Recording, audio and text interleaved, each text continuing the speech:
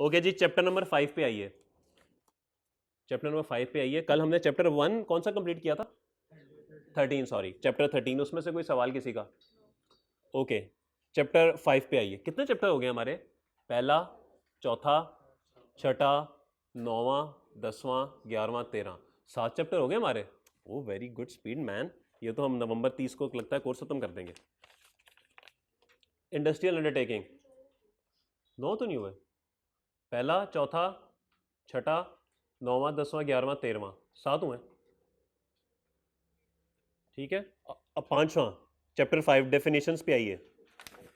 ये भी एक छोटा चैप्टर है जी, इतना कोई बड़ा चैप्टर नहीं है।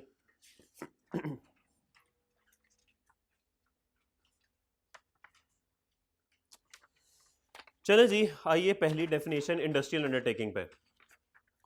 इंडस्ट्रियल अंडरटेकिंग मींस, क्या मुराद है जी इससे? N undertaking set up in Pakistan. Undertaking को आसान अल्फाज में समझेंगे, एक बिजनेस ही होता है। एक बिजनेस ही होता है। एक बिजनेस जो पाकिस्तान में बना, सेटअप हुआ, एंड विच एम्प्लॉयज, पाकिस्तान में बनना चाहिए, एंड लिखा हुआ है, इसका मतलब है ये अगली शर्त भी पूरी होनी चाहिए।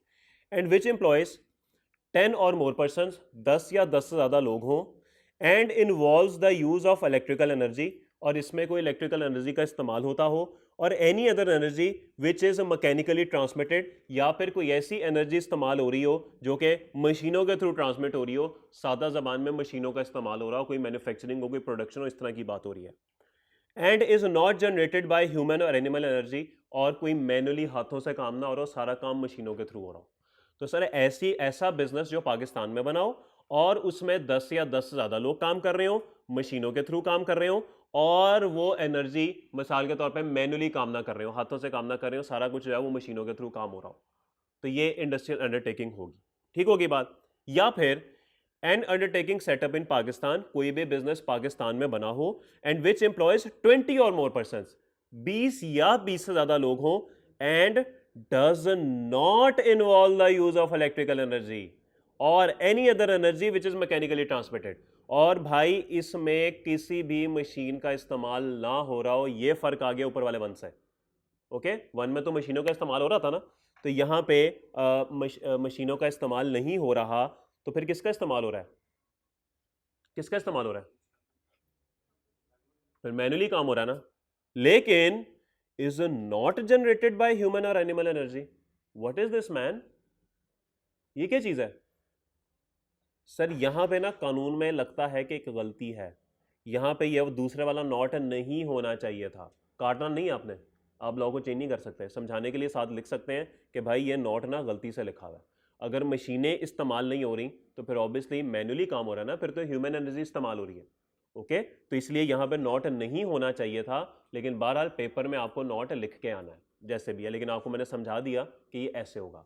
तो अगर आपके पास 10 या 10 से ज़्यादा लोग होंगे, मशीनों के थ्रू काम कर रहे होंगे, पाकिस्तान में बिजनेस सेटअप होगा इंडस्ट्रियल अंडरटेकिंग। और दूसरा, अगर 20 या 20 से ज़्यादा लोग होंगे, कोई मशीन का इस्तेमाल नहीं कर रहे, तो फिर मैनुअली काम कर रहे होंगे, लेकिन यहाँ पे नॉट लिखा हुआ तो चले नॉट चला दें। ये भी इंडस्ट्रियल अंडरटेकिंग है। ओके, तो मेरे ख्याल में सेटअप इन पाकिस्तान होना चाहिए, 1 और 2 में से एक पॉइंट लगना चाहिए, और तीसरा भी साथ ही लगना चाहिए। ओके, तो ए सेटअप इन पाकिस्तान होना चाहिए, 1 और 2 में से कोई एक बात लग जाए, और साथ ही साथ ये तीसरी बात लग जाए, तो फिर आपका सारा इंडस्ट्रियल अंडरटेकिंग के क्राइटेरिया पूरा है। मैं फिर बोल देता हूं, सेटअप इन पाकिस्तान होना चाहिए, 1 और 2 में से कोई एक क्राइटेरिया लगना चाहिए, और तीसरा भी साथ ही लगना चाहिए। सेटअप इन पाकिस्तान हो, 1 लग जाए और 3 लग जाए, इंडस्ट्रियल अंडरटेकिंग। सेटअप इन पाकिस्तान हो, 2 लग जाए, 3 लग जाए, इंडस्ट्रियल अंडरटेकिंग। ओके, 2 और 3 लग रहा हो, सेटअप इन पाकिस्तान ना हो, तो इंडस्ट्रियल अंडरटेकिंग नहीं है। सेटअप इन पाकिस्तान हो, 1 लग जाए लेकिन 3 ना लग रहा हो, तो इंडस्ट्रियल अंडरटेकिंग नहीं है। ओके, तो सेटअप इन पाकिस्तान भी होना चाहिए, 1 और 2 में से कोई एक पॉइंट भी लगना चाहिए, और साथ ही साथ तीसरा भी लगना चाहिए। एंड इज एंगेज इन, और ये इंडस्ट्रियल अंडरटेकिंग क्या कर रही हो, किस में मुलविस हो? In the manufacture of goods और मटेरियल, चीज़ें बना रही हो, और the processing of goods in a way which substantially changes their original condition, या चीज़ों को इस तरीके से प्रोसेस किया जा रहा हो कि उनकी हालत ही बदल जाए। जैसे आप लोग जब पीआरसी में आते हैं तो आपकी प्रोसेसिंग शुरू हो जाती है, और जब आप सी5 में चार्टर्ड अकाउंटेंट कॉमा एसीए बन के निकलते हैं तो हालत सब्सटेंशियली चेंज हो जाती है। ऐसे ही है, आपके चलने के अंदाज, आपके उठने के अंदाज, आपके बैठने के अंदाज, आपके बोलने के अंदाज, आपके कपड़ों के अंदाज, आपके बालों के अंदाज, everything is changed man, I am ACA now. Okay, तो प्रोसेसिंग इस तरीके से की जाती है। नहीं सर ये तो ऐसी मैंने बात कर दी, बेसिकली ये भी मैन्युफैक्चरिंग ही होती है, ठीक है, मैन्युफैक्चरिंग ही होती है। तो अगर आप ये टायरों की फैक्ट्री देखें ना, तो इसमें रबर या केमिकल जब ऐड होते हैं ना, तो उनकी बड़ी अजीब सी हालत होती है, बड़ी अजीब सी हालत होती है, और वो उसको प्रोसेस इस तरीके से किया जाता है कि वो पूरा टायर एक शेप में बन जाता है। ओके, तो ऐसे प्रोसेस किया जाता है कि उनकी ओरिजिनल हालत ही बदल जाती है, तो इसको बोलते हैं शिप बिल्डिंग। जहाज बना रही हो, हमारा कॉलेज इसमें फॉल करता है कि नहीं जहाज बनाने में? अच्छा यस सर, अपने आप की बोली जा रहे हैं।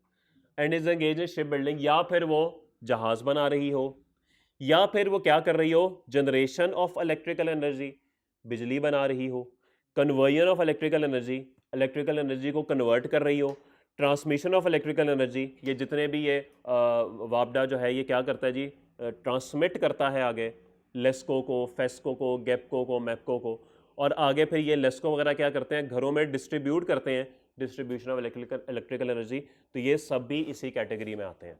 तो अगर आप बिजली बना रहे हैं, बिजली को कन्वर्ट कर रहे हैं, बिजली को आगे ट्रांसमिट कर रहे हैं ग्रिड स्टेशंस पे, या फिर ग्रिड स्टेशन से घरों में डिस्ट्रीब्यूट कर रहे हैं, ये तमाम चीज़ें इसके अंदर फॉल करती हैं। और the working of any mine, किसी कान में काम कर, ये वाला कान नहीं, वो जो कान नहीं होती कोयले की कान, सोने की कान, उसमें काम कर रहे हैं। वर्किंग ऑफ ऑयल वेल, तेल के कुएं में काम कर रहे हैं। और any other source of mineral deposit, या कुदरती ज़खायर के कहीं और जगह पे काम कर रहे हैं। सर यहां से तो सोना निकला है, मैं तो यहीं पे काम करूंगा। यहां पे तो सर हीरे निकल आए हैं। ओके सर, यहां से तो यूरेनियम निकल आया। सर यूरेनियम पता है क्या होता है? उससे क्या होता है? एटम में बनता है ना, उससे यूरेनियम ही बनता है ना, नहीं पता आपको? यूरेनियम से बनता है, तो वो निकल आया सर, वो भी बड़े बड़े कीमती होता है। तो इस जगह पे काम कर रहे हो तो ये भी क्या है, इंडस्ट्रियल अंडरटेकिंग है। तो सर पाकिस्तान में बनी हो, 1 और 2 में से कोई एक पॉइंट लगता हो, तीसरे के जो 4 पॉइंट है इसमें से कोई एक पॉइंट लगता हो, तो इंडस्ट्रियल अंडरटेकिंग की तमाम खसूसियात पूरी हो गई। बात समझ आ गई? किसी का कोई सवाल? हाँ तीसरे में से कोई एक लगना चाहिए, क्योंकि आप देखें तो तीसरे के एंड पे और लिखा हुआ है ना, सब तो नहीं ना हो सकता, एक बंदा चीज़ें भी बना रहा है, जहाज भी बना रहा है, बिजली भी बना रहा है, कुएं पे भी काम कर रहा है, पॉसिबल नहीं है। ओके सब अच्छा है मेरे भाई, आज क्लास मुख्तसर है। किधर गए हैं सब? घर चले गए हैं? अजीब लोग हैं। एक बंदा, अच्छा चलो छोड़े, घर जा रहे हैं आप? सब घर चले गए, और अगर ये लेक्चर अपलोड ना हुआ फिर क्या करेंगे आप लोग? और अगर कल का लेक्चर भी अपलोड ना हुआ फिर क्या करेंगे आप लोग? चैप्टर 5 और इंडस्ट्रियल अंडरटेकिंग की डेफिनेशन आ गई, फिर क्या करेंगे आप लोग? या सवाल आ गया, choose the industrial undertakings from the list provided below, फिर क्या करेंगे आप लोग? कैसे पता लगेगा इंडस्ट्रियल अंडरटेकिंग है कि नहीं है? बताया होगा सर, आपने तो याद की होगी ना, आपको क्या पता है? एक में सेटअप इन पाकिस्तान होना चाहिए, 1 और 2 में से एक लगना चाहिए, तीसरे के 4 में से एक लगना चाहिए। वो तो कोई एक लगेगा, वो तो उठा के कह देगा इंडस्ट्रियल अंडरटेकिंग है। प्रॉब्लम? हसीब साहब ज़िंदगी इतनी आसान नहीं जितनी आप समझते हैं। ज़िंदगी इज़ वेरी टफ मैन। हाँ जी पोर्टल पे तो जाएगा। हाँ तो वो तो फिजिकल के स्टूडेंट, उनको तो क्लास में आना चाहिए। ऐसी ही यही बात हुई थी ना एडमिशन के टाइम पे कि आप आएंगे क्लास में, तो फिर क्यों नहीं आते आप लोग? जी आए हुए हैं, कमाल करते हैं आप लोग। छुट्टी, सैटरडे की छुट्टी, फिर वेडनेसडे की भी करेंगे आप लोग छुट्टी, लाजमी करेंगे, पता है मुझे आपका। सर देखें सैटरडे जाने का दिन है, वेडनेसडे आने का दिन है, कमाल हो गया भाई। सैटरडे नाइट को चले जाया करें, ट्यूसडे नाइट को आ जाया करें। पता नहीं ये एक दिन उधर से एक दिन उधर से क्यों खा जाते हैं। अब तो ईद भी कोई नहीं है जो कह सकें कि सर रश होता है, सीट नहीं मिलती। कौन सी ईद है ये, तो पता नहीं कुछ और ही है। चलें आगे चलें, डबल ए पे हैं। अच्छा अब ये डबल ए बी और सी ये इंडिपेंडेंट पॉइंट्स हैं। ओके लेकिन सेटअप इन पाकिस्तान वाली बात इन सब पे लगती है। ओके सेटअप इन पाकिस्तान वाली बात इन सब पे लगती है, लेकिन डबल ए बी और सी अलग पॉइंट्स हैं। अजीब है, ए के बाद बी सी डी कर देता, डबल ए कर दिया, ए बी कर दिया, इसकी ए बी सी भी टेढ़ी मेढ़ी हुई है। A person doing construction of buildings, अगर तो आप बिल्डिंग्स बना रहे हैं, सड़कें बना रहे हैं, पुल बना रहे हैं, और ये तो वो है भाई, ये तो वो है जो सड़कें ही बनाते हैं, जो पुल ही बनाते हैं, एंड अदर सच स्ट्रक्चर्स, या फिर मोटरवे बनाते हैं, ये तो वो लोग हैं भाई। Including the development of land, या फिर हाउसिंग सोसाइटीज बनाकर उस पर क्या करते हैं, उस लैंड को डेवलप करते हैं, ये तो वो वाले भी हैं इसके अंदर। For import of plant and machinery to be used. Okay sir, यहाँ पे जो बात है ना वो ये नहीं है कि जो बंदा बिल्डिंग बना रहा होगा, सड़कें बना रहा होगा, पुल बना रहा होगा, वो इंडस्ट्रियल अंडरटेकिंग है। नहीं, वो कहता है for import of plant and machinery to be used, कि जो बंदा इन तमाम काम को करने के लिए प्लांट एंड मशीनरी इंपोर्ट करेगा, वो इनकी नज़र में इंडस्ट्रियल अंडरटेकिंग है। अब बात समझ आई? सिर्फ कंस्ट्रक्शन क्राइटेरिया नहीं है। अगर आप ये सब काम करते हैं और ये काम करने के लिए आपने इंपोर्ट करनी है प्लांट और मशीनरी, जाहिर बात है बिल्डिंग के लिए आपको मशीनरी की जरूरत पड़ती है, सड़कें बनाने के लिए, पुल बनाने के लिए आपको मशीनरी की जरूरत पड़ती है। तो अगर आपने वो मशीनरी इंपोर्ट करनी है तब आपको इंडस्ट्रियल अंडरटेकिंग बोला जाएगा, अदरवाइज नहीं बोला जाएगा। अगर आपके मशीनरी पड़ी हुई है और आप सिंपल बना रहे हैं, you are not an industrial undertaking. Import करने जाएंगे तो आपको कहा जाएगा अच्छा आप इंडस्ट्रियल अंडरटेकिंग है क्योंकि आप प्लांट एंड मशीनरी इंपोर्ट कर रहे हैं। जी बिल्कुल। शायद इंडस्ट्रियल अंडरटेकिंग को ना कुछ फायदे हैं, कुछ फायदे हैं, वो बातें आपने शायद नहीं, आपके कोर्स में नहीं है, लेकिन कुछ फायदे हैं इसकी। एक तो आपने मिसाल वो ग्रीनफील्ड इंडस्ट्रियल अंडरटेकिंग में पढ़ ली थी, वहां पे था ना फायदा। तो शायद ये उसलिए कह रहा है कि अच्छा इंपोर्ट कर रहे हो man, okay you are industrial undertaking, तुम पे वो सेक्शन लगता है। एक बंदे के पास ऑलरेडी मशीनरी मौजूद है, नॉट एन इंडस्ट्रियल अंडरटेकिंग, तुम्हें कोई फायदा नहीं मिलेगा। हाँ, नई मशीनरी इंपोर्ट करनी है, ठीक है, वो फायदा देते हैं तुम्हें, क्योंकि जब मशीनरी आती है ना तो हुकूमत को लगता है कि अब यहाँ पर ना काम होगा, नौकरियां जनरेट होंगी, तो बेसिकली हुकूमत इसलिए आपको इनकरेज करती है कि आप इंपोर्ट करें मशीनरी। ओके, ये बात समझ आ गई। लेकिन ये बात ना यकम में 2020 से एप्लीकेबल है। आप अब तो हम 22 में पहुंचे हुए हैं, अब तो खैर छोड़ें, बल्कि टैक्स ईयर 23 में पहुंचे हुए हैं, तो ये बात छोड़ने, डेट ना भी याद रखें तो खैर है। और क्या है industrial undertaking? A resident company engaged in hotel business in Pakistan. Sir सबसे इंपॉर्टेंट शर्त, रेजिडेंट कंपनी होनी चाहिए। अगर आपने इंडिविजुअल की हैसियत से एक होटल ओपन कर लिया, you are not an industrial undertaking. Okay, अगर आपने पार्टनरशिप में होटल खोल लिया, you are not an industrial undertaking. Company होनी चाहिए और वो भी रेजिडेंट, ठीक है, या तो पाकिस्तान के किसी कानून के तहत बनी हो या तमाम डायरेक्टर्स पाकिस्तान में हो, कंट्रोल एंड मैनेजमेंट पाकिस्तान में मौजूद हो। तो कोई भी रेजिडेंट कंपनी जो कि होटल बिजनेस में मुलविस हो पाकिस्तान में, वो भी एक इंडस्ट्रियल अंडरटेकिंग है। ओके, और आखिर में कहता है telecommunication companies operating under the license of Pakistan telecommunication authority, PTA. आपको पता ही है सबको इस इदारे का, कि जितनी भी टेलीकम्युनिकेशन कंपनीज हैं, मोबालिंक, वारिद, जैज़, टेलीनॉर, यूफोन, जोंग, जो कुछ, ये सारी की सारी इंडस्ट्रियल अंडरटेकिंग में आ जाती हैं।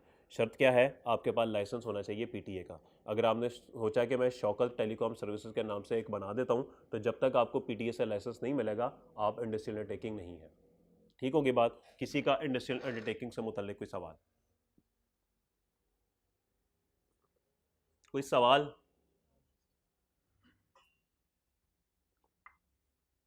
कोई सवाल नहीं है? अजीब लोग हैं, आप सवाल भी नहीं पूछते। फी फॉर टेक्निकल सर्विसेज, कोई नहीं आएगा पूछेगा ना, लग पता जाएगा। अभी तो हासिल है ना, फिर हासिल निकलेंगे। फी फॉर, फिर तो मई भी आएगा। फी फॉर मई में क्या होता है? नतीजा होता है। कब आ रहा है? ये कम को आ रहा है, 2 को आ रहा है? यार नहीं पता, आ भी रहा है कि नहीं ये पता? अच्छा, अगर ये डिले हो गया 10 नवंबर को, अच्छा ये भी हो सकता है। फिर दो छुट्टियाँ होंगी। नहीं सर, छुट्टियाँ तो अभी होंगी 2 ही, अब आपकी किस्मत है, रिजल्ट अब आता है कि तब आता है। ओके, हाँ जी, इसमें थ्योरी आ सकती है, और तो मेरा नहीं ख्याल न्यूमेरिकल तो नहीं बन सकता कोई, फिर याद करना पड़ेगा आपको। वो तो सैटरडे आ रहा है ना, मैं तो एज्यूम करूँ कि आज ही चौथा सैटरडे है ना, चौथा वीकेंड है हमारे सेशन का, तो 4 दफ़ा तो हम माशाल्लाह कर चुके हैं। चैप्टर 4 4 दफ़ा रिवाइज हो चुका है। अब तो आप चलते फिरते चैप्टर 4 रिवाइज करते होंगे, ऊपर से नीचे जा रहे होंगे, चलो चैप्टर 4 ही रिवाइज कर लेते हैं सीढ़ियों में। इतनी दफ़ा रिवाइज कर लिया, अब तो सीढ़ियों में रिवाइज हो जाता है इतनी थोड़े से टाइम में। फिर घर जाते थे, चलो यार चैप्टर 9 भी हो गया, वो भी रिवाइज कर लेते हैं। वो तो ऐसे ही बस किसी गाड़ी में बाइक पे बैठते बैठते स्टार्ट करते करते ही चैप्टर 9 रिवाइज हो जाता होगा। फिर बाइक को किक लगाते लगाते, हेलमेट पहनते पहनते चैप्टर 10 भी हो जाता होगा, वो भी इतनी दफ़ा हो गया हुआ है। 11 तो वैसे ही छोटा सा है, वो तो वैसे ही बाल ठीक करते शीशे में, वैसे रिवाइज हो जाता है। हाँ, 6 में आपको घर जाते जाते चैप्टर 6 रिवाइज हो जाएगा। तो मेरे ख्याल में ये तो चलते फिरते अब आधे पौने घंटे में आपके 5-6 चैप्टर रिवाइज हो जाएंगे। अब तो आप इस लेवल पे पहुंच चुके होंगे ना, हर हर वीकेंड पे आप रिवाइज कर रहे हैं। बिल्कुल ठीक है, दोस्तों को भी बता रहे हैं कि तुमने रिवाइज किया, उसको भी थोड़ी सी इजाज़त दिला रहे हैं कि पढ़ लो रिजल्ट आ रहा है, तो आगे फिर जाके पता नहीं क्या हालात हो जाए, तो अभी से पढ़ लो। पता नहीं आगे जाके लोड शेडिंग शुरू हो जाए, रात को लाइट आए ना आए, कैसे पढ़ेंगे? अभी से पढ़ लो। Fee for technical services, fee for technical, ये थोड़ा सा ये भी ज़रूरी होता है। ठीक है, ताकि आप लोग जो है ना गफलत की नींद ना सोते रहें। फी फॉर टेक्निकल सर्विसेज, एक पेपर है, पास करें निकले, जान छोड़ा इससे। आप लोग भी लटका के बैठे रहते हैं 2-2 साल एक पेपर, और जान छोड़ा इससे जी, फजूल सी चीज़ है ये। कभी कभी पढ़ाई किसी ने शौक से किया? कभी किसी, मैंने खुद नहीं की, सीधी सी बात है भाई। ऐ बस जिम्मेदारी समझ के करें, ये तो हो सकता है ना। मैंने हमेशा जब भी की जिम्मेदारी समझ के की। आपको क्या लगता है मैं बड़े शौक से पढ़ाता हूँ? मेरा दिल करता है, मेरा नहीं दिल करता मैं आराम से सोता रहूँ, यशी करूँ, पूरी दुनिया की सैर करूँ, सबका दिल करता है, इसमें ऐसी क्या बात है। लेकिन जिम्मेदारियां पूरी तो करनी है, और अच्छे तरीके से करनी है, तो आप भी जिम्मेदारी समझ के करें। ठीक है, नहीं भी शौक, लेकिन जिम्मेदारी तो करनी है ना पूरी। अब क्या ख्याल है मेरे भाई? Okay, fee for technical services, sir हम कोई गुलाम है जो पूरी करेंगे जिम्मेदारी, जो आप कहेंगे हम करते रहेंगे। फी for technical services, fee for technical services क्या होती हैं जी? टेक्निकल सर्विसेज जो प्रोवाइड करते हैं उनको जो पैसे दिए जाते हैं। टेक्निकल सर्विसेज के अंदर 3 चीजें आती हैं जिनका हम यहां पे भी जिक्र पढ़ेंगे, तो आइए पढ़ते हैं। फी for technical services means amount received. Sir जो पैसे आपको मिले उसकी बात हो रही है। सर क्या ये पैसे महीने के महीने मिल सकते हैं या एक ही दफा मिल सकते हैं? वो कहता है इससे फर्क नहीं पड़ता, वेदर पीरियोडिकल, चाहे आपको हर महीने मिलते रहें, हर साल मिलते रहें, 6 महीने बाद मिलते रहें, और लमसम या इकट्ठे ही मिल जाए, इकट्ठे ही आपको 6 अरब रुपया मिल गया, तो वो भी क्या है? फी फॉर टेक्निकल सर्विसेज है। सर क्यों मिलती है ये? For rendering of managerial services. Sir आपने अगर कोई मैनेजेरियल सर्विसेज दी, मिसाल के तौर पे आपके मोहल्ले में एक डॉक्टर साहब हैं, उन्होंने अपना एक हॉस्पिटल बना लिया, लेकिन अब उनसे वो हॉस्पिटल मैनेज नहीं हो रहा, उनको समझ नहीं आ रही कि किस तरीके से लोग रखने चाहिए, कौन कौन से डिपार्टमेंट होने चाहिए, किस डिपार्टमेंट में कितने लोग होने चाहिए, उनको कुछ समझ नहीं आ रही। तो उन्होंने कहा शौकत तुम एक पढ़े लिखे इंसान लगते हो, सीए कर रहे हो, तुमने BWCS क्या होता है? वो मैनेजमेंट वाला सब्जेक्ट होता है पीआरसी में, आप लोगों ने पता नहीं पढ़ा कि नहीं पढ़ा, 12 तुमने मैनेजमेंट पढ़ी हुई है, तो तुम कोई अपनी ज़रा सर्विसेज ही दे दो। फिर आप बैठेंगे उनके साथ और कहेंगे सर आपके ऑपरेशंस क्या क्या हैं? वो कहेगा कि जी हम लोगों का इलाज भी करते हैं, हम यहाँ पे ऑपरेशंस भी करते हैं, ऑपरेशन के लिए हमने यहाँ पे फार्मेसी के लिए चीज़ें भी ख़रीदनी हैं, हमने लोगों को हायर भी करना है, फिर पैसों के भी मामलात हैं, फिर इंतज़ामी मामलात भी हैं। तो आप कहेंगे सर ठीक है, परचेजिंग के लिए एक प्रोक्योरमेंट डिपार्टमेंट होना चाहिए, इंतज़ामी मामलात को देखने के लिए एडमिनिस्ट्रेशन डिपार्टमेंट होना चाहिए, पैसों के मामलात को देखने के लिए फाइनेंस डिपार्टमेंट होना चाहिए, और लोगों के मामलात को देखने के लिए HR होना चाहिए। यही चीज़ें होती है ना। अच्छा तो इनमें लोग कितने होने चाहिए? आपने कहा सर देखिए फाइनेंस में तो CFO आपके सामने बैठा हुआ है ना, ये तो आप सबसे पहले तो मुझे रखे ना, मुझे कोई 15 लाख दे दीजिएगा महीने का, मुझे ज़्यादा कुछ नहीं चाहिए। साथ एक देता मुझे BMW दे दीजिएगा, iPhone 14 Pro Max दे दीजिएगा, गाड़ी का पेट्रोल आपने देना है, घर का राशन आपने देना है, घर का बिजली का बिल सब कुछ आपने देना है, बस इतना चाहिए और कुछ नहीं चाहिए। ओके, तो सबसे पहले वो आपको बालों से पकड़ेगा और दरवाजे पर जाके ऐसे करेगा। खैर एनीवेज, तो उसके बाद आप बताएंगे उसके नीचे एक मैनेजर होना चाहिए जो ये काम देखेगा, फिर HR में एक और बंदा होना चाहिए जो ये काम देखेगा, एडमिन में बंदा होना चाहिए। तो ये तमाम जो काम आप उसको करके दे रहे हैं ना, ये मैनेजेरियल सर्विसेज हैं। आप उसको उसका हॉस्पिटल मैनेज करने के लिए क्या कर रहे हैं? उसको सर्विसेज दे रहे हैं। तो इन तमाम काम आप मुफ्त तो नहीं करेंगे, आप कहेंगे डॉक्टर साहब पैसे दें मुझे, तो वो जो आपको पैसे देगा वो मैनेजेरियल सर्विसेज के पैसे होंगे, और वो आपकी फी फॉर टेक्निकल सर्विसेज है। ओके, या फिर amount received for rendering of technical services. Sir what is technical services? Sir यहां पे स्किल इन्वॉल्व होती है। मिसाल के तौर पे अगर आपको कहा जाए, होंडा वाले आपको कॉल करके कहें सर हमारी ना गाड़ियां बनाने वाली मशीन खराब हो गई है, तो आप कहेंगे तो मैं क्या करूं? सर आप ठीक कर दें। और मुझे नहीं आती, ये तो टेक्निकल काम है सर, मैं कैसे कर सकता हूं? अब घर में जैसे UPS है या छोटी छोटी बिजली की चीज़ें खराब हो जाती हैं, वो हर कोई ठीक नहीं कर सकता, टेक्निकल काम है। ठीक है, कुछ काम होता है जैसे कि मिसाल के तौर पे क्या, सफाई कर दो घर की, आप करते हैं ना घर जाके, सफाई कर दो, नॉट अ टेक्निकल काम, कोई भी कर सकता है। और इसके अलावा कपड़े धो दो, नॉट अ टेक्निकल काम। खाना पका दो, ठीक है खाना पकाना टेक्निकल है, लेकिन जैसे हम पाकिस्तान में बना लेते हैं ना, तो नॉट अ टेक्निकल काम। तो टेक्निकल काम बेसिकली ये होता है जिसके अंदर कोई मशीनरी इन्वॉल्व हो, पढ़ाई इन्वॉल्व हो बहुत ज़्यादा। वैसे तो बाहर के मुल्कों में तो ये सब काम भी टेक्निकल लोग करते हैं। प्लम्बिंग का काम प्लम्बर ही कर सकता है और कोई नहीं कर सकता। यहाँ पर तो हम भी लगे होते हैं ना मोटरों के साथ छेड़छानी करने। बाहर बिजली का काम इलेक्ट्रीशियन ही कर सकता है और कोई नहीं कर सकता। तो असल चीज़ ये है, तो जिस काम में कोई पढ़ाई इन्वॉल्व हो, कोई टेक्निकल नॉलेज इन्वॉल्व हो, तमाम टेक्निकल सर्विसेज होती हैं। ओके, तो इस काम करने के पैसे जो आपको मिलेंगे वो भी फी फॉर टेक्निकल सर्विस है। ओके, और for rendering of consultancy services. Sir consultancy service क्या होती है? कंसल्टेंसी होती है किसी से कंसल्ट कर लेना, लेकिन मनमानी अपनी करना। मिसाल के तौर पे अब आप मिसाल के तौर पे सीए आपने कर लिया और आप एक टैक्स कंसल्टेंट बन गए। अब कंसल्टेंट का काम होता है सिर्फ बताना कि ये सही है ये गलत है, मर्जी उसने अपनी करनी है। अब मिसाल के तौर पे एक बंदा आपके पास आया, उसने कहा यार मेरा दोस्त ना मुझे 2 करोड़ रुपया कैश में गिफ्ट कर रहा है। वो नहीं नहीं नहीं सर नहीं, ये तो इनकम फ्रॉम मदर सोर्स बन जाएगी, इजाजत ही नहीं है। अच्छा चलो ठीक है ओके, अब कंसल्ट कर लिया और आपने पैसे ले लिए उसके, अब वो करे ना करे, कैश में ले ना ले, उसकी मर्जी, आपने तो अपना फर्ज पूरा कर दिया। यार ये मेरे वाले साहब ना मुझे कर्जा देना चाह रहे हैं, तो ऑनलाइन ट्रांसफर कर दें या क्रॉस चेक कर दें? सर वाले साहब का इंडियन है नहीं है? सर फिर क्रॉस चेक। अच्छा उनका इंडियन है, बना हुआ है, सर फिर ऑनलाइन ट्रांसफर भी ले सकते हैं आप। उसने जाके कैश में ले लिया, उसकी मर्जी। तो कंसल्टेंट का काम क्या होता है? बस उसके साथ कंसल्ट किया जाता है, मशवरा किया जाता है, करना है नहीं करना आपकी मर्जी। अब अक्सर लोग हम क्या करते हैं, डॉक्टर के पास जाते हैं, दवाई लिखवा के ले आते हैं, खाते कूते कोई नहीं है। अब वो डॉक्टर असल में कंसल्टेंट होता है, ठीक है, उसने आपको मशवरा दे दिया, आगे आपकी मर्जी, आपने दवाई खानी है खाएं, नहीं खानी ना खाएं, अप टू यू। और हम लोग नहीं खाते, ऐसे ही है। तो इन कामों के जो आपको पैसे मिलेंगे ना, ये भी फी फॉर टेक्निकल सर्विसेज में आता है, including the services of technical other personal, ठीक है, छोड़ने से। अच्छा इसमें क्या चीज शामिल नहीं है? बट डज नॉट इंक्लूड, दो चीजें शामिल नहीं है।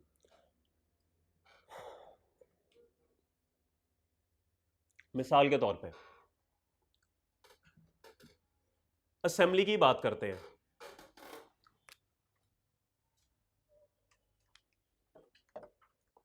सर एक बंदे ने एक मशीन खरीदी होंडा ने, और कहा कि इस मशीन को ना इंस्टॉल करवा दो।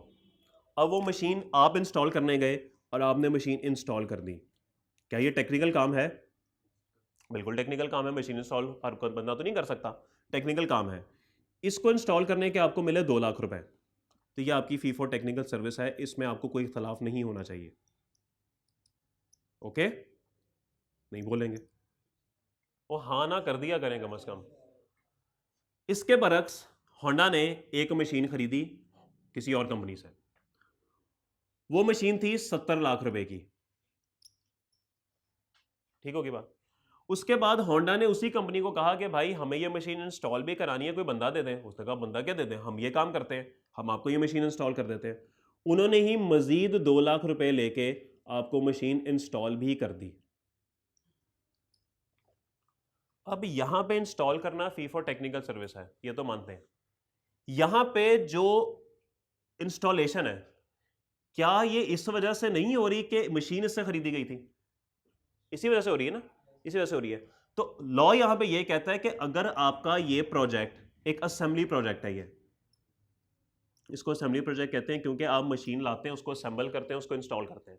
वो कहता है कोई भी असेंबली प्रोजेक्ट हो और उसमें कोई आपका एक छोटा सा पोर्शन हो इस चीज का, तो फिर ये फी फॉर टेक्निकल सर्विस में नहीं जाएगा, ये फिर इसकी कॉस्ट में ही ऐड हो जाएगा। ये कॉस्ट ऑफ मशीनरी है ना, फिर वो कहते हैं इसको फी फॉर टेक्निकल सर्विसेज में नहीं लेके जाना, क्योंकि एक तो ये इतनी छोटी अमाउंट है इसके मुकाबले में, और दूसरा ये कि चूंकि ये हो इस वजह से रही है कि आप मशीन उस बंदे से खरीद रहे हैं, तो मेन काम तो मशीन खरीदना है ना।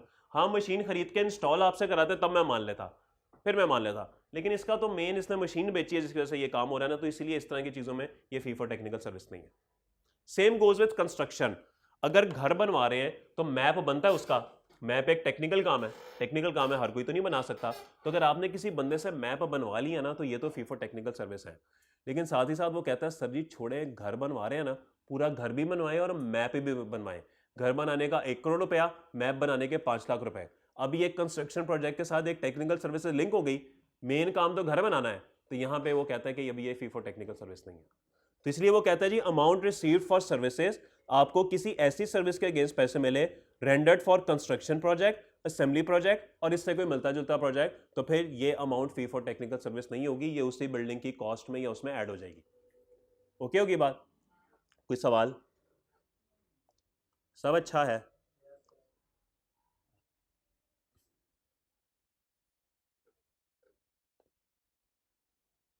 चलें जी, लेट्स मूव फॉरवर्ड। एक और एक्सेप्शन भी है जी, receipt which is chargeable under the head salary. वो कहता है कि जी भाईजान अगर आप ये इंस्टॉलेशन करके आ जाते हैं वापस, तो ये 2-2 लाख रुपए आपको मिलते रहेंगे, फी फॉर टेक्निकल सर्विस है। उस बंदे ने कहा यार हफ्ते में हर हफ्ते नई मशीनरी आ जाती है मेरे पास, तो तुम इंस्टॉल करने आते हो 2 लाख ले जाते हो, या तुम 5 लाख महीना मेरे पास नौकरी क्यों नहीं कर लेते? अब आपने कहा चलो ठीक है। अब आपने उसके बाद नौकरी कर ली, और नौकरी करने पे अब जो मशीन आती है वो आप उसका नौकर बन के, गुलाम बन के, तो क्या करते हैं, मशीनरी ठीक करते हैं। ओके, अब ये जो पैसे मिलेंगे अब ये फी फॉर टेक्निकल सर्विस नहीं है, अब तो ये सैलरी है। ओके, तो मेरे ख्याल में बस यही फर्क है इसके अंदर। कोई सवाल? सब अच्छा है? चलें ठीक होगी बात।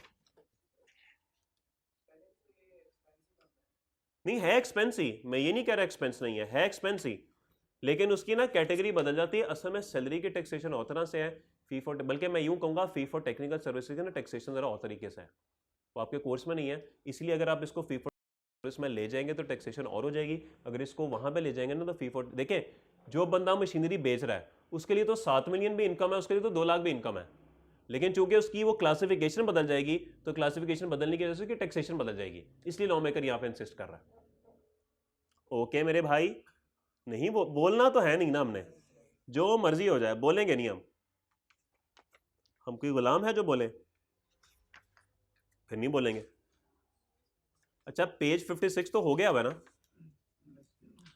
पेज 56 हो गया हुआ है, हम पहले अगर पेज 58 कर लें तो क्या आपको कोई इतराज तो नहीं होगा इससे? नहीं, बल्कि आप एसोसिएट्स पे आइए।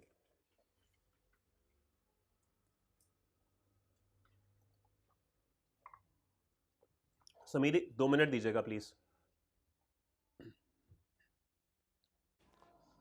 Associates section 85 paper point of view से एक इंपॉर्टेंट डेफिनेशन है जी ये, आइए देखते हैं।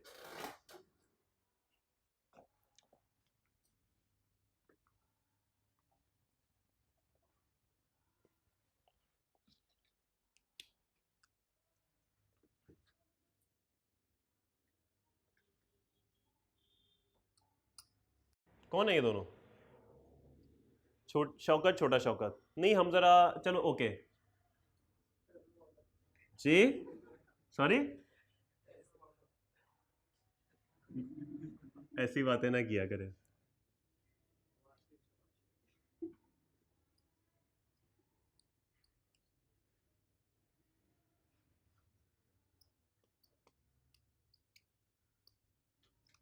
All characters are fictitious. Any resemblance is purely coincidental. Okay? ये डिस्क्लेमर मैं पहले दे रहा हूं, अपना दिमाग इधर ही रखिएगा, कहीं और मत लेके जाइएगा। वो कहता है जी 2 persons shall be associates, 2 लोग आपस में एसोसिएट तब होंगे where the relationship between the two is such that, अगर उन दोनों के दरमियान रिश्ता कुछ ऐसा होगा, one is expected to act in accordance with the intentions of the other। Shahbaz शरीफ साहब, आपने मेरे बेटे को वजीर बनाना है। सर मसला ही कोई नहीं, बंदा हाथ, शहबाज शरीफ साहब जाइए उस बंदे से मुलाकात करके आइए। वो बंदा अभी जाता हूँ, अभी जाता हूँ। तो क्या ये भाई साहब इनकी इंटेंशंस के मुताबिक एक्ट कर रहे हैं? बिल्कुल कर रहे हैं। तो ये दोनों क्या है? बोथ आर एसोसिएट्स, दोनों को एसोसिएट्स कहा जाएगा। तो अगर एक शख्स दूसरे शख्स की इंटेंशन के मुताबिक एक्ट कर रहा हो तो वो एसोसिएट्स होते हैं। ठीक होगी बात? ये बात समझ आ गई? ये 1 के अंदर ना मेन एसोसिएट की डेफिनेशन है, आगे फिर मैं बताता हूं ये किस तरीके से पॉइंट्स डिस्ट्रीब्यूट हुए। या फिर एक शख्स और आ गए यहां पर, नहीं से वैसी बातें ना किया करें, मैंने बताया all characters are purely fictitious.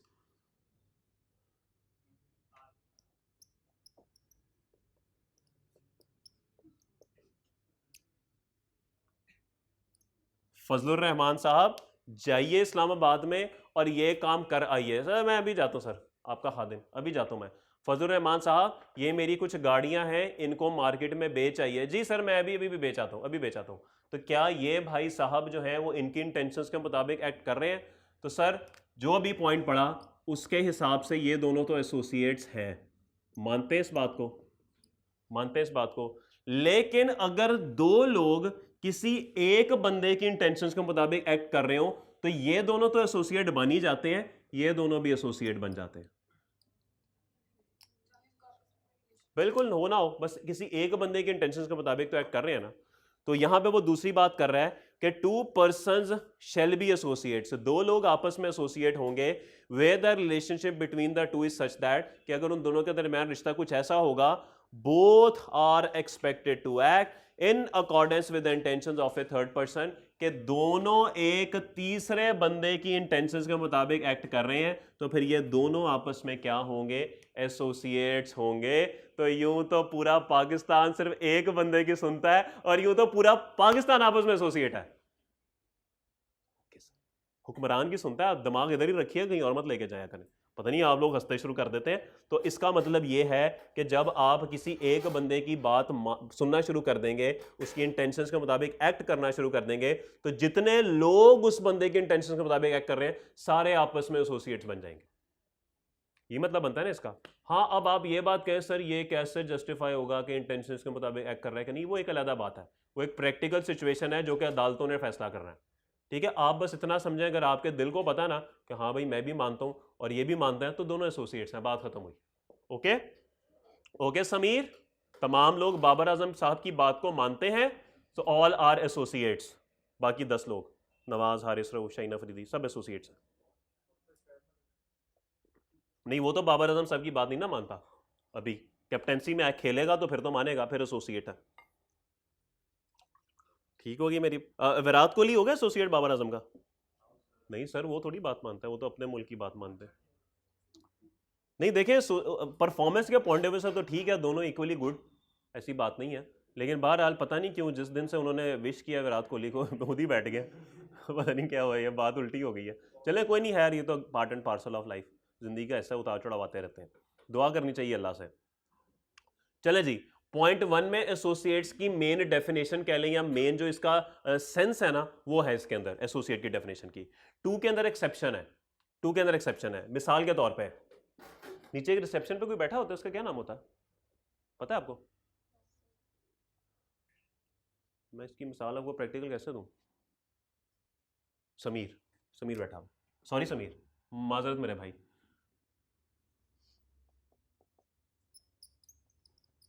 He Sameer. Sir भट्टी को तो जानते हैं ना, समझत भट्टी को तो जानते हैं, उनकी मैं अब नाम लिख रहा हूँ बस, मैं ये गुस्ताखी नहीं कर सकता। सर अमजद भट्टी, सर अमजद भट्टी जो भी समीर को कहेंगे, समीर मानेगा कि नहीं मानेगा? चेहरे पे तो समीर कह रहा है कि सर बिल्कुल मानूंगा, दिल के हालात अल्लाह जानता है। ओके, तो समीर बिल्कुल इनकी बात मानेगा। मुझे बताइए ये इनकी बात क्यों मानेगा? Because Sameer is the employee, ऐसी है। चले नहीं भी है तो एग्जाम्पल मान लें कि समीर इज द एम्प्लॉय, तो इसका मतलब है कि ये एम्प्लॉयर है और ये एम्प्लॉय है। तो वो कहता है कि दो लोग आपस में एसोसिएट्स महज इस वजह से नहीं हो सकते कि एक दूसरे का एम्प्लॉय है। वो कह रहे एम्प्लॉय एम्प्लॉयर रिलेशन इस बात की गारंटी नहीं है कि ये दोनों आपस में एसोसिएट्स हैं। तो अगर कहीं पे लिखा हो जी मैं उसका एम्प्लॉय हूं, तो आप अन्यवा कह दें एसोसिएट, ऐसा नहीं होगा। आपको देखना पड़ेगा कि इंटेंशंस के मुताबिक एक्ट हो रहा है कि नहीं हो रहा। ठीक हो गया। सिंपली अगर कोई कह देना कि जी मैं एम्प्लॉय हूं, तो यहां पे फैसला नहीं कर लेना कि आप अपने एम्प्लॉयर के एसोसिएट हैं। पहले ये बात एस्टेब्लिश करें कि क्या वाकई आप इंटेंशंस के मुताबिक एक्ट करते हैं कि नहीं। तो मेन बात यही है, ये एक्सेप्शन है, सिर्फ एम्प्लॉय पे नहीं आना। तो ये सिर्फ एम्प्लॉय की वजह से एसोसिएट्स नहीं होंगे। और अगर दूसरे यहां पे कोई एसोसिएट है, मिसाल के तौर पे उमैर साहब कोई भी होंगे इधर, उनके लिए भी सेम बात कि ये इनके एम्प्लॉय हैं, तो ये तो महज इस वजह से एसोसिएट नहीं होंगे कि ये एम्प्लॉय हैं, इंटेंशंस को चेक करना पड़ेगा। इन दोनों के लिए भी ये बात जो है वो काफी नहीं है कि चूंकि दोनों एक बंदे के एम्प्लॉय हैं तो इनको एसोसिएट कह दो, गलत बात है, ऐसे नहीं कहना। इंटेंशंस चेक करनी पड़ेंगी, ये एक दूसरे उसकी मर्जी के मुताबिक एक्ट करते हैं कि नहीं। अगर एक्ट करते होंगे फिर एस्टेब्लिश होगा। अगर सिंपल दो बंदे कह देना जी मैं उस बंदे का एम्प्लॉय हूं, ये कह दें जी मैं भी उसका एम्प्लॉय हूं, तो हम दोनों आपस में एसोसिएट नहीं। सिर्फ एम्प्लॉय का वर्ड सुन के एसोसिएट नहीं बना देना। तो एक कंपनी में अगर 50 लोग काम करते हैं तो आप कहेंगे जी 50 के 50 एसोसिएट है, नहीं सर, ऐसा नहीं है। आप देख लें कि ये एक बंदे के इंटेंशंस के मुताबिक सारे एक्ट कर रहे हैं कि नहीं। अगर कर रहे हैं then associates, otherwise not. Simple employee होना इज नॉट द क्राइटेरिया। तो ये बात पॉइंट नंबर 2 में लिखी हुई है, 2 person shall not be associates. दो लोग एसोसिएट्स नहीं होंगे सोलली, सिर्फ और सिर्फ किस वजह से? Because one person is an employee of the other, कि एक दूसरे का एम्प्लॉय है तो आप कह देंगे एसोसिएट है। तो ऐसा नहीं होगा, आप कुछ भी कह देंगे तो क्या हम मान लेंगे, क्या हम गुलाम हैं? नहीं भाई, ऐसा नहीं। और both are employees of a third person, या दोनों एक तीसरे बंदे के एम्प्लॉय हैं तो दोनों आपस में एसोसिएट हो जाए, नहीं भाई, इंटेंशंस चेक करें। ओके, तो 1 के अंदर मेन डेफिनेशन है एसोसिएट की, और 2 के अंदर क्या है जी? एक्सेप्शन है। किसी का कोई सवाल? किसी का कोई सवाल?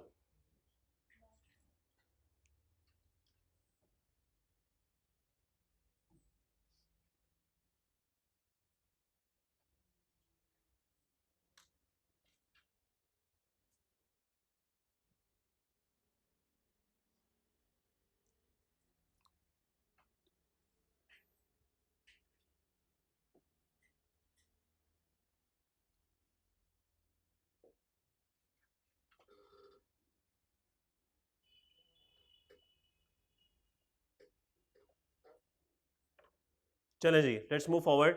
अब ये 3 के अंदर ना उसने एग्जांपल्स दी हुई हैं एसोसिएट्स की। ओके, फिर खामोश। क्यों इतने खामोश हैं आप लोग? उन 2 बंदों की वजह से जो भी यहाँ पे बनाए थे मैंने।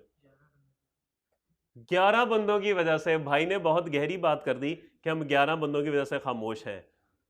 अच्छा, वो वाले 11 बंदे।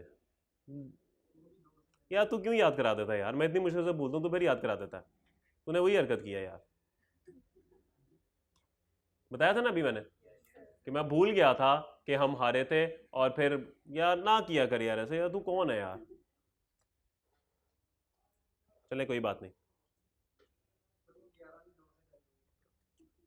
हाँ, ये पॉइंट हो सकता है, लेकिन कोई बात नहीं। संडे को अगला मैच है ना आपका, संडे को है ना? नहीं कोई बात नहीं, वो जीतेंगे इंशाल्लाह। होप्स हाई रखा करें, अभी भी आप आउट नहीं हुए। अल्लाह से बेहतरी की उम्मीद करें। नहीं नहीं सर, अल्लाह से बेहतरी की उम्मीद किया करें, इंशाल्लाह बेहतर होगा। क्या करेंगे सर ऐसे उनको बुरा भला कह के? कोशिश की उन्होंने हमेशा। ये लोग आपको कहाँ कहाँ जितवाते आए हैं। यही एग्जैक्टली यही 12 लोग थे जिन्होंने आपको इंडिया के खिलाफ जिताया था पिछले यही लोगों ने आपको वर्ल्ड कप में जितवाया था। तो नहीं क्लिक कर पाए तो क्या, अब क्या करें? गोली मार दें सबको? सर कोई बात नहीं, जाने दिया करें, माफ करना सीखें, इग्नोर करना सीखें। दुख बिल्कुल होता है, जितना क्रेज मुझे है शायद आपको ना हो उतना, क्योंकि मैं तो अभी भी वीकेंड्स पे खेलता हूँ, रेगुलर खेलता हूँ, नाइट क्रिकेट खेलता हूँ मैं। ठीक, अच्छा कर लेंगे, मैच भी कर लेंगे, लेकिन सर देखिए माफ करना सीखें। कोई बात नहीं, कुछ नहीं हुआ, नहीं हुए, ठीक है, हारे, बेइज्जती हुई, वट एवर जो कुछ भी था, नहीं हारना चाहिए था, लेकिन अब हो गया ना, अब कर दें माफ, जाने दें, इग्नोर करें, छोड़ दें। हम माफ नहीं करते यार, बस नहीं तूने ऐसे किया था, तूने 2 साल पहले ऐसे किया था, तू ऐसा तो तू वैसा, छोड़ दिया करें यार, जाने दिया करें। जिंदगी आप ही की आसान होगी। ठीक है, टेंशन होती है, मैं भी जागता रहा था इंडिया से हारने के बाद, वो तो मैंने आपको बताया, लेकिन अब है ना, एक मसला है तो अल्लाह ने फितरत ऐसी दी हुई है इंसान की, इग्नोर करना सीखें, जाने दें, कुछ नहीं होता, अल्लाह खैर करेगा, आगे बेहतरी आएगी इंशाल्लाह। कोई बात नहीं, अगले साल फिर वर्ल्ड कप आ जाएगा, फिर सीरीज आ जाएगी, कुछ नहीं होता, खैर है। ये उतार चढ़ाव ज़िंदगी में चलते रहते हैं।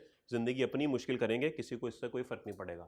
नहीं माफ़ करेंगे उनको, उनका क्या जाना है? उनको फिर पैसे मिल जाने, उन्होंने अपनी नी ऑडी ले लेनी है, आपको क्या जाना? कुछ भी नहीं होना ना, वो तो सुकून की ज़िंदगी गुजारेंगे, आप ऐसी टेंशन लेते हैं। दुआ किया करें अल्लाह से, अल्लाह उनके हक़ में बेहतरी करे। कोई जान के नहीं होता कभी। आप ऑनेस्टली मैं आपको बताऊं, मुझे नहीं पता आप लोगों के साथ कभी ये हुआ है, मैंने स्टेडियम की सेंटर पिच पे खड़े होकर ये देखा हुआ है। कोई मैच नहीं था, वो कुछ भी नहीं था, बस वैसे खड़े होकर देखा हुआ। और वो भी एमसीजी की पिच थी, मेलबर्न क्रिकेट ग्राउंड, जहाँ पे मैच हो रहा था, मैं उसकी पिच पे खड़ा हुआ हूँ। और मैंने देखा हुआ है कि वो कितना बड़ा स्टेडियम है। वो स्टेडियम बेसिकली नीचे है थोड़ा सा, बेस आप जब मेन लेवल होता है ना बाहर का, वो मेन पे नहीं है, वो थोड़ा सा नीचे उतर के है, कोई 2 लेवल नीचे उतर के है। तो बेसिकली आप जब वो ग्राउंड देख रहे होते हैं ना, वो 2 मंजिलें बेसमेंट में है, उसके ऊपर फिर ग्राउंड, बेसमेंट 1, फिर ग्राउंड का टियर, फिर फर्स्ट सेकंड थर्ड, 4 उसके 6 फ्लोर बन जाते हैं। और तकरीबन वहाँ पे कोई 1,15,000 लोगों की कैपेसिटी है। लाख बंदा जब वहाँ पे मैं देख रहा था, यार इतना बड़ा स्टेडियम है, यहाँ पे लाख बंदा आपको देख रहा है चारों तरफ से, एक इतना बड़ा मैच हो रहा है, तो क्या फीलिंग आती होगी? मतलब एक फीलिंग तो आती ना, फील कर सकते हैं कि यार अगर मैं यहाँ पे खड़ा होकर क्रिकेट खेल रहा हूँ और ये लोग मुझे देख रहे हैं, क्या फीलिंग आती होगी? प्रेशर बढ़ता होगा, पूरी दुनिया देख रही है, ऊपर से पाकिस्तान इंडिया का मैच है, बड़े बड़े बैट्समैन है सारे, तो बंदा प्रेशर में आ जाता है यार। ये कोई आम बात नहीं है, बंदा वाकई प्रेशर में आ जाता है। तो थोड़ा सा जाने दें यार, ठीक है, अफसोस हुआ, दुख हुआ, माना कि वो बड़े प्लेयर थे, उनको पे किया जाता नहीं, बात उनका काम ही यही है कि पूरे पाकिस्तान के 20-22-25 करोड़ में से वही 11 गए, कुछ था तो गए ना। तो चले ठीक है ना, हो गया, अब क्या क्या करें? अब गोली मारे सबको? माफ करना सीखें प्लीज, माफ करना सीखें, छोड़ दिया करें। किसी ने कोई गलती कर दी सड़क पे, कहीं पे भी कोई गलती होगी, माफ करना सीखें यार, जाने दें। मुश्किल काम है, आई नो मुश्किल काम है, दिल करता है कि जाके जो है ना इसका गोली से सर खोल, मानी बात होता है, पर जाने दें यार, कुछ नहीं होता। अल्लाह से दुआ किया करें, अल्लाह के लिए कोई चीज़ नामुमकिन नहीं है। अल्लाह से दुआ किया करें कि अल्लाह उसके दिल में बेहतरी डाल दे, अगर वो गलत राह पे है तो बेहतरी डाल दे। ओके, लेकिन अफसोस हुआ था। ओके चले, खैर आगे चले। संडे को इंशाल्लाह जीतेंगे। समीर दिल दिल में कह रहा है कि सर क्या बातें कर रहे हैं जी, फजूल है। चले कोई नहीं समीर यार, खैर है, अल्लाह खैर करेगा। तो पॉइंट 3 से आगे हमारी एग्जाम्पल स्टार्ट होने लगी हैं। The following shall be treated as associates, an individual and a रिश्तेदार ऑफ द इंडिविजुअल। वो कहता है कि एक इंडिविजुअल और उसका रिश्तेदार आपस में एसोसिएट्स हैं, और रिश्तेदार क्या होता है, ये बात तो हमने कहीं ना कहीं पढ़ ही ली थी। मैं आपको ये साथ ही पढ़ा देता हूं, क्योंकि उस वक्त हमने ये बोर्ड पे बनाई थी, तब आपके पास किताबें नहीं थी। ऐसे ही था, उस वक्त आपके पास बुक्स नहीं थी, हम ये बात दोबारा पढ़ेंगे। ये बात हमने, मुझे बस इतना बता दें, पढ़ी कहाँ थी? इनकम फ्रॉम अदर सोर्स के कौन से पॉइंट में ये बात पढ़ी थी? गिफ्ट वाले में, कि अगर रिलेटिव से गिफ्ट आपको मिलेगा तो फिर वो आपकी अदर सोर्स में ऐड नहीं होगा। वहां पे मैंने आपको बताया था कि रिलेटिव क्या क्या होता है। चलें जी, आइए रिलेटिव की डेफिनेशन अगले सफे पे है, ये भी साथ ही पढ़ लेते हैं ताकि ये पॉइंट भी वाइंड अप हो जाए। In this section, relative in relation to an individual means, ये एक इंडिविजुअल है और इसका रिलेटिव कौन होगा? N ancestor. इंसेस्टर कौन होते हैं? अबाउ इजदाद, दादा दादी नाना नानी, दादा दादी नाना नानी, अम्मी अबू भी आ जाएंगे। A descendant of any of the ग्रैंड पेरेंट्स, ये जो ग्रैंड पेरेंट्स है ना, इनके डिसेंडेंट्स, नाना नानी के डिसेंडेंट्स कौन होंगे जी? मामू खाला, दो ही होंगे। और इनके डिसेंडेंट कौन होंगे? हाँ ठीक है, अम्मी, भाई ने बड़ी इंपॉर्टेंट बात कर दी, अम्मी भी तो होंगी, हम मिस कर आ गए थे अम्मी को। ओके, दादा दादी, इनके डिसेंडेंट कौन होंगे जी? ताया जी, वन एंड ओनली चाचू, एंड ऑल टाइम फेवरेट फुफो। ऐसे अब्बू, अब्बू को फिर मिस करा गए हम, अब्बू भी तो होंगे। फिर एन एडॉप्टेड चाइल्ड, इन भाई साहब ने जो एक बच्चा एडॉप्ट किया होगा वो। Adopted child of the individual, of A spouse of the individual, या फिर जो इनकी स्पाउस या इनका स्पाउस है, जो भी है, बेगम या शौहर, वो भी इसके अंदर शामिल होंगे। स्पाउस ऑफ द इंडिविजुअल, ये बात उसने यहां पे खुद ही बता दी, ठीक है। अच्छा, ये एडॉप्टेड चाइल्ड चाहे इनका हो चाहे बेगम का हो, वो इसके अंदर दोनों आएंगे। आगे कहता है स्पाउस ऑफ द इंडिविजुअल, वो भी आ गई। Spouse of any person specified in clause A, sir ताया का स्पाउस ताई, चाची, फुफा, मामी, खालू, ये सब भी एसोसिएट्स हैं।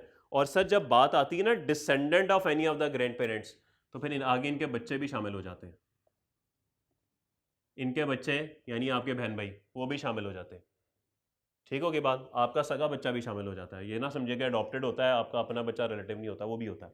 तो मेरे ख्याल में ये सारे लोग इसमें शामिल हो जाते हैं। और ये बात फर्स्ट कजन्स तक रहती है, फर्स्ट कजन तक रहती है। तो ये सारे आपके एसोसिएट्स हैं। ये बात हमने पहले भी डिस्कस की थी, लेकिन चूंकि आपने पढ़ी नहीं थी तो इसलिए आपको ये दोबारा मैंने पढ़ा दी। ओके, तो अब आप खुद अंदाजा लगा लें कि कौन कौन आपका रिश्तेदार है, किन किन से आप गिफ्ट ले सकते हैं। You can take gift from ताया, you can take gift from ताई, चाचू चाची, फुप्पो फुप्पा, मामू मामी, खालू खाला, इन सब से आप तोहफे ले सकते हैं अगर वो आपको देना चाहें तो। अगर ना देना चाहें तो ज़बरदस्ती तो नहीं है ना फिर। क्यों सर, कभी आपको गिफ्ट मिला हसीब साहब? ना करें, कभी नहीं मिला। किसको मिला हुआ रिश्तेदारों से गिफ्ट? यार किसी को गिफ्ट नहीं, यार ईदी नहीं मिलती, तो फिर कैसे कह रहे हैं कि नहीं मिलते? तो ईदी या तो गिफ्ट ही होता है, और क्या है? कमाल होगी यार, ईदी गिफ्ट ही होता है, और क्या होता है? कभी नहीं मिली हसीब साहब ईदी? कभी नहीं मिली? आप घर में सबसे बड़े हैं? अच्छा, आप वो तो नहीं है जो छोटे बहन भाई को मारते थे? अच्छा अच्छा, वो आप हैं? अच्छा, वो भी बड़े सर, मैं मारता हूँ छोटे बहन भाई को। सर आपको ईदी मिलती है? अभी भी मिलती है? अब नहीं मिलती है, अब जो छोटे भाई को मिलती है, इसीलिए आपको वो बुरा लगता है। अच्छा, उसकी ईदी जो 4 साल का आपका भाई है जिसको आप मारते हैं, अच्छा वो जो भाई साहब हैं उनको कितनी ईदी मिल जाती है? 300-400 क्या हजार? 300-400 ईदी टोटल ईदी? नहीं नहीं, देखें, घर जो ईदी मिलती है उनको वो तो ज्यादा होती होगी। वो कितनी होती है? 2-3 हजार हो जाती है। तो कहाँ जाती है सर वो? आप ले लेते हैं कि अम्मी? अच्छा अच्छा, ओके ओके ओके। कोई है जो छोटे बहन भाई की ईदी खा जाता हो? होगा लाजमी, एक आधा तो होगा बीच में। वो भाई ने भी हल्का सा हाथ खड़ा आप ही है ना? नहीं, आप ही है ना? अच्छा, आप नहीं, छोटे बहन भाई की ईदी नहीं लेते आप? चले, इसका मतलब है ईदी तो मिलती है ना सबको, जो गिफ्ट, ईदी गिफ्ट ही होता है सर। ठीक है, तो खैर आगे चलें। उसके बाद है जी, the following shall be treated as associate, A point हो गया। B, members of AOP, sir जो एओपी के पार्टनर्स होते हैं ना, इनको मेंबर भी कहा जाता है, ये आपस में एसोसिएट होते हैं। तो अगर आपने 4 लोगों ने एक पार्टनरशिप फॉर्म बना ली तो आप चारों ऑटोमेटिकली आपस में एसोसिएट बन जाएंगे। ओके, फिर है जी, member of an AOP and the AOP, ये बात थोड़ी सी इंपॉर्टेंट है। मिसाल के तौर पे ये एक एओपी है और इस एओपी के 1 2 3 पार्टनर्स हैं।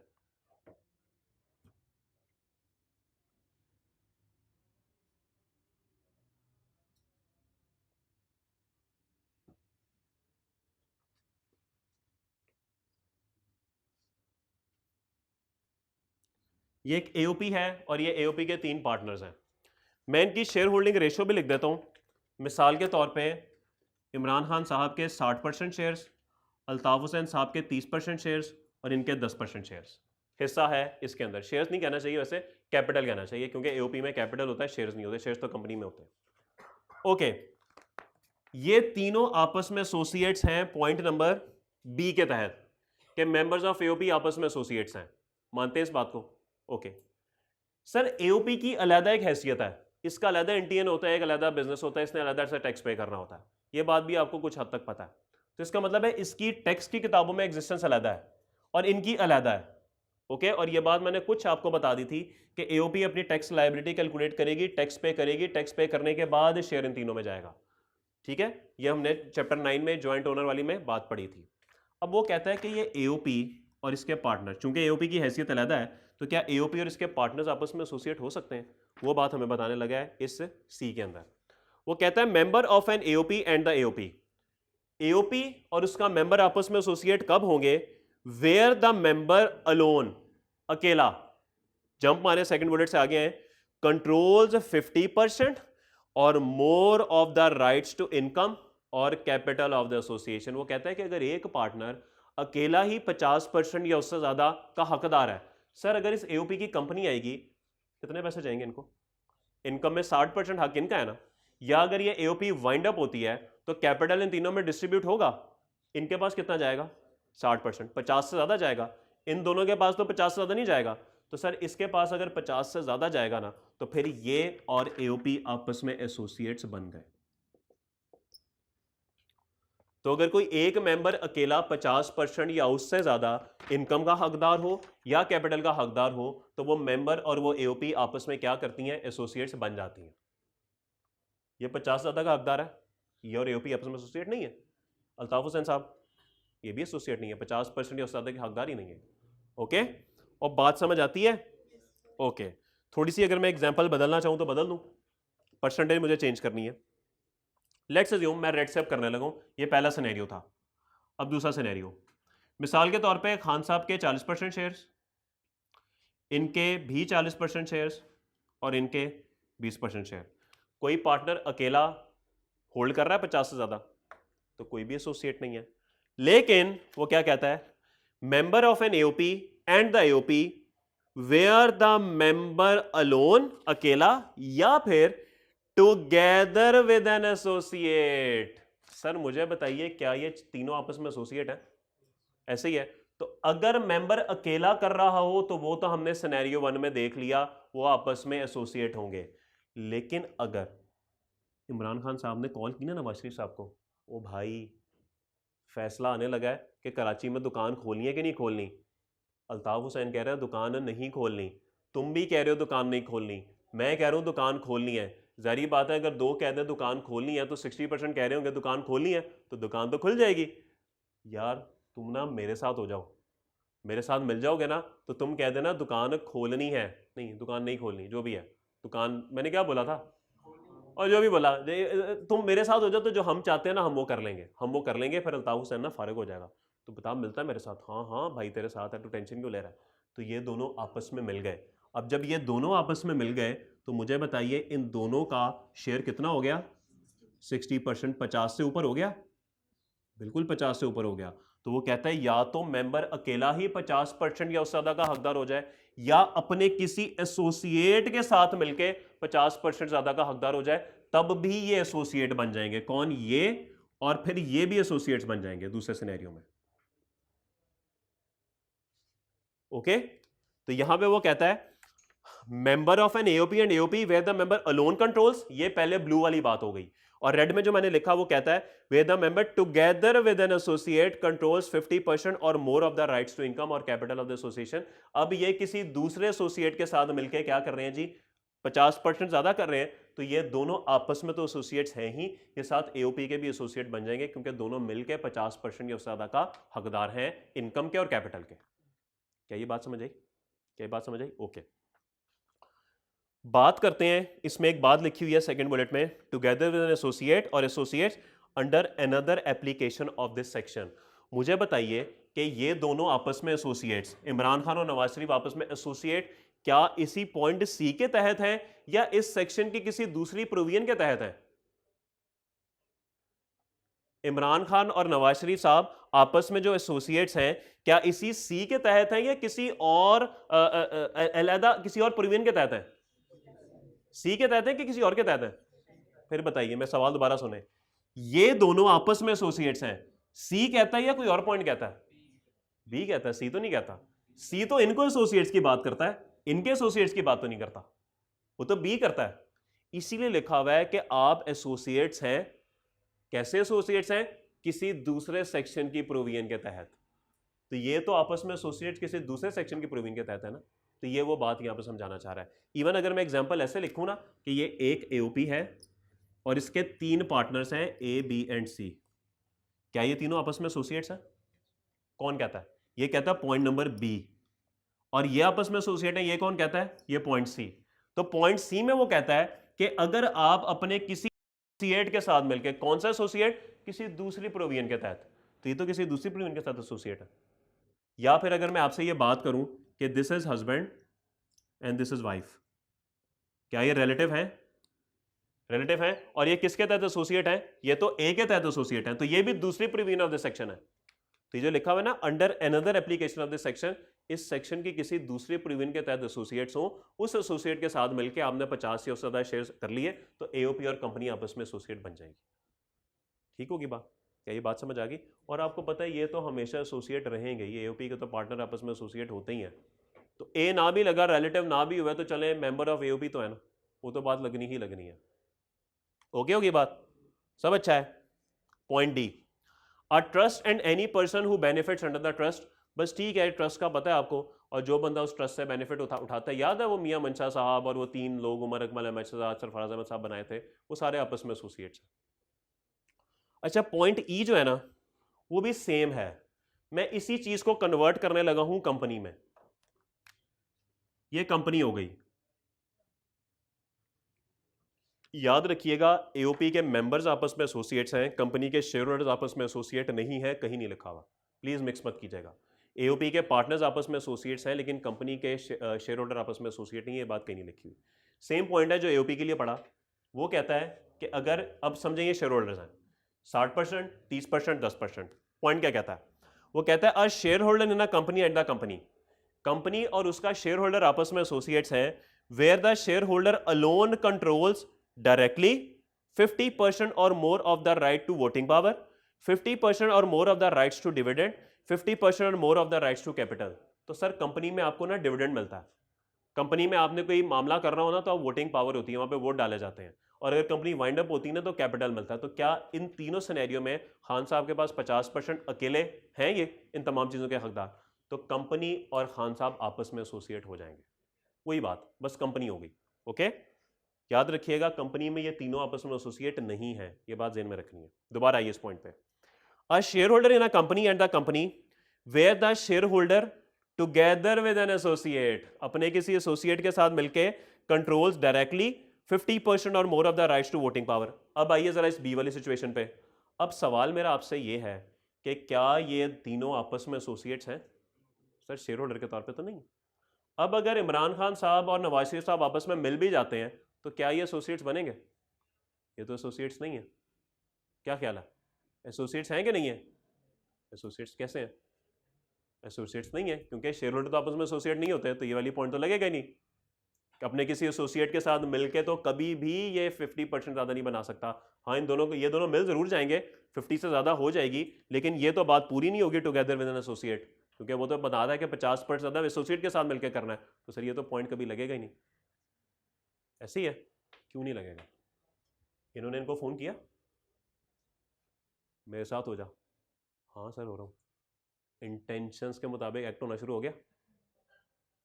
जो मेन हमारी एसोसिएट की डेफिनेशन है, नवाज शरीफ साहब खान साहब के इंटेंशंस के मुताबिक एक्ट करना शुरू हो गए, वो बोले तो एसोसिएट तो बन गए, एसोसिएट तो बन गए। तो इसका मतलब है मेन कॉन्सेप्ट वही है कि इंटेंशंस के मुताबिक हमने एक्ट करना है।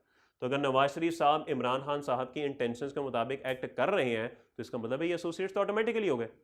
और अगर बात को जरा बहुत अच्छा बना दें, ये दोनों आपस में सगे भाई हैं, तो फिर तो रिलेटिव भी हो गए, फिर तो बात ही खत्म हो गई, फिर तो बात ही खत्म हो गई। तो अच्छी बात है, अगर शेयर होल्डर्स का आपस में कोई रिलेटिव वाला रिलेशन है तो उसको साथ मिला लें, वो तो पक्के पक्के एसोसिएट है ना, फिर कर लें ये काम। अदरवाइज अगर आप किसी को वैसे भी मिला रहे हैं ना साथ, तो वो इंटेंशंस के मुताबिक एक्ट करके एसोसिएट तो बन ही गया। ठीक होगी बात, ये बात समझ आ गई। So this is the point कि 50% और मोर ऑफ द राइट आपके पास वोटिंग पावर के हो जाए, कैपिटल डिविडेंड के हो जाए या कैपिटल के हो जाए। ठीक है, तो इन तमाम सूरतों में क्या है जी, आप एसोसिएट बन जाते हैं। आखिरी बात है, उसके बाद क्लास खत्म करते हैं। लेट्स अज्यूम ये वाला सिनेरियो है जी, मैं अब इस सिनेरियो की बात करूं इसलिए रेड में लिख रहा हूं। मिसाल के तौर पे इन्होंने नवाज शरीफ साहब को फ़ोन किया और कहा मेरे साथ हो जा। क्यों तेरे साथ हो जाऊं, हम तो चाहते हैं दुकान ना खुले, तुम चाहते हो दुकान खुले, क्यों मैं तुम्हारे साथ हूं, ताकि तुम चाहते हो तुम्हारा 50 से ऊपर हो जाए। अच्छा भाई गुस्सा क्यों करता है, नहीं खोलनी दुकान ना खोल, खत्म हुई बात। खान साहब ने ना एक बंदे को फ़ोन किया, वो शहजादे नहीं सॉरी, पहले अल्ताफ हुसैन के पास गए, और यार तू मुझे 15% शेयर देता है अपने, क्यों दूं, तू खरीदेगा 55 हो जाएगा, तू दुकान खोलेगा, भाग जाए यहाँ से। फिर वो इधर गए, या तू 15% दे दे। अच्छा बच्चा समझा हुआ मुझे, मैं तुम्हें 15% दूं, तुम्हारे 55% दो, तुम दुकान खोल लो। ऐसे तो नहीं होगा, ये तो किसी किताब में नहीं लिखा है। फिर इमरान खान साहब ने कहा अच्छा ऐसी की तैसी। इन्होंने एक फोन लगाया, एक भाई साहब आए जिनका नाम था फैज। ओके यार तू हंसता क्यों है, यार तू हंसना शुरू कर देता है। ओके यार फैज एक काम कर, तू ना जा अल्ताफ हुसैन के पास, सॉरी नवाज शरीफ के पास, और उसे कह 15% तुझे दे दे। अच्छा फिर क्या होगा, वो तू ले तो सही। ये गए नवाज शरीफ साहब के पास, सर आपके पास 20% है, 15 मुझे दे दे। यार एक फैज अकेला 15 से कर क्या लेगा, कुछ भी नहीं करेगा, दे दो इसे 15%। इन्होंने 15% इसको दे दिए और अपने इनके पास रह गए 5%। खान साहब काम हो गया, अब मिल जा मेरे साथ, शेयर होल्डर बन गए। अब ये और ये आपस में मिल जाएंगे, टोटल कितने हो गए, और दुकान खुल जाएगी। पॉइंट। तो यहां पे वो बात करता है a shareholder in a company and the company where the shareholder controls through one, मिल गया सेकंड बुलेट के नीचे, controls through one or more interposed persons। Interpose क्या होता है, वो शख्स जो मुसल्लत किया हो। तो खान साहब ने मुसल्लत किया है इनको, फैज साहब को। ऐसे ही है, किस लिए, ताकि ये इनके साथ मिले और ये 50 से ऊपर चले जाए। तो फिर क्या होगा, ये खान साहब और फैज तो आपस में एसोसिएट होंगे, क्योंकि फैज इनके इंटेंशंस के मुताबिक एक्ट कर रहे हैं, और साथ ही साथ खान साहब और कंपनी भी एसोसिएट बन जाएंगे, ये और कंपनी भी एसोसिएट बन जाएंगे। अब बात समझ आई। तो ये पूरा पॉइंट था कि अगर एक बंदा 50 या उससे ज्यादा % के शेयर होल्ड कर रहा है, तो कंपनी और वो आपस में क्या बनते हैं जी, वो बन जाते हैं डायरेक्टली ही, वो एसोसिएट बन जाते हैं। नहीं, अपने किसी एसोसिएट को साथ में ला लें एग्जिस्टिंग को, तो आप क्या बनेंगे, फिर भी आप एसोसिएट, आप और कंपनी एसोसिएट बन जाएंगे, और वो दूसरा कंपनी भी एसोसिएट बन जाएगा। नहीं, आप किसी बंदे को इंटरपोज कर दें, ठीक है, मुसल्लत कर दें, तो जब वो बंदा यहां पर आ जाएगा तो उसके साथ मिलके आप काम कर लें, 50 से ज्यादा वो चले जाए, तो फिर आप और कंपनी और वो और कंपनी एसोसिएट हो जाएंगे, और दोनों तो आपस में एसोसिएट होंगे ही होंगे, क्योंकि वो एक दूसरे के इंटेंशंस के मुताबिक एक्ट कर रहे हैं। तो ये था आपका पॉइंट नंबर ई। बात समझ आती है, किसी का कोई सवाल जी? हाँ, फैज साहब तो एसोसिएट हैं ही खान साहब के, नवाज शरीफ साहब नहीं, ये क्यों एसोसिएट बनेंगे? नहीं, शेयर्स देना इंटेंशंस के मुताबिक तो नहीं, वो तो उन्होंने बेचे होंगे शेयर, वो एसोसिएट नहीं है। ओके, ठीक होगी बात। चले जी, इंशाल्लाह फिर कल बात होती है, कल ये इसका एफ पढ़ के ना तो ये खत्म करेंगे। कल मैं दोबारा इसकी बात थोड़ी सी कर दूंगा, मेरी अभी तसल्ली नहीं हुई कंपनी पे, मैं कल दोबारा इस पर बात करूंगा इंशाल्लाह।